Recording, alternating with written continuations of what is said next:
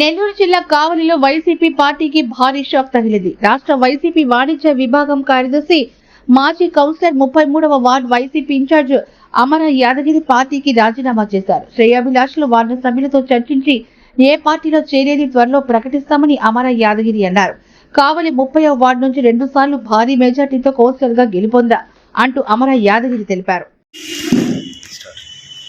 Electronic media వారికి, print media వారికి, ప్రతి ఒక్కరికి నాకు నమస్కారాలు. నా పేరు అమరా యాదగిరి సుబ్బరాయుడు గుప్తా. గతంలో మా వార్డు 30వ వార్డుగా ఉండింది. ఆ 30వ వార్డుగా ఉండేటప్పుడు నేను ఈ వార్డులో కాంగ్రెస్ తరఫున పోటీ చేశాను.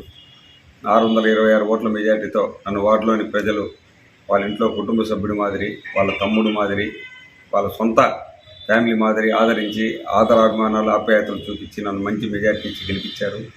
తదుపరి 2014-15లో జరిగిన ఎన్నికల్లో మా శ్రీమతి అమరా విజయలక్ష్మికి ఈ వార్డు నుంచి కాంగ్రెస్ పార్టీ తరఫున పోటీ చేయడం జరిగింది. అప్పుడు కూడా 671 ఓట్ల మెజారిటీ మా వార్డులోని ప్రజలు అందజేయడం జరిగింది. మా వార్డు ప్రజలని ఎప్పటికీ కూడా మర్చిపోయే పనే లేదు.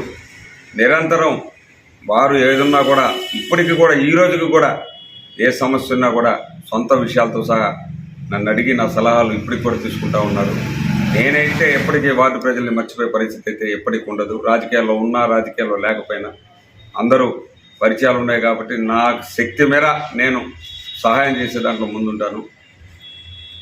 నేను ఈ రోజున వైఎస్ఆర్ కాంగ్రెస్ పార్టీ రాష్ట్ర వాణిజ్య విభాగ ప్రధాన కార్యదర్శి పదవికి రాజీనామా చేస్తున్నాను. నేను రాజీనామా చేసే దాంట్లో ఎవరి ప్రమేయం లేదు, ఎవరి సలహాలు లేవు, ఎవరి సూచనలు లేవు. నాకై నేనుగా నిర్ణయం తీసుకొని పార్టీకి రాజీనామా చేస్తున్నాను అన్నదా భావించవద్దు. తెలుగుదేశం పార్టీ అయ్యారు సార్.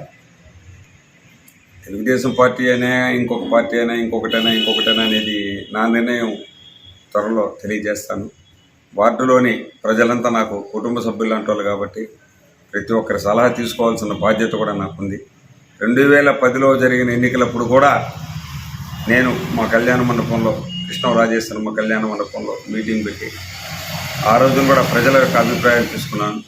ఇప్పుడు అట్లా బహిరంగంగా కళ్యాణ మండపాల్లో మీటింగ్లు పెట్టకుండా స్వయంగా నాకు మా వార్డులోని వాళ్ళతో చాలామందితో సంప్రదింపులు జరిపి తదుపరి నిర్ణయం ఒక 3-4 రోజుల్లో తెలియజేస్తాను.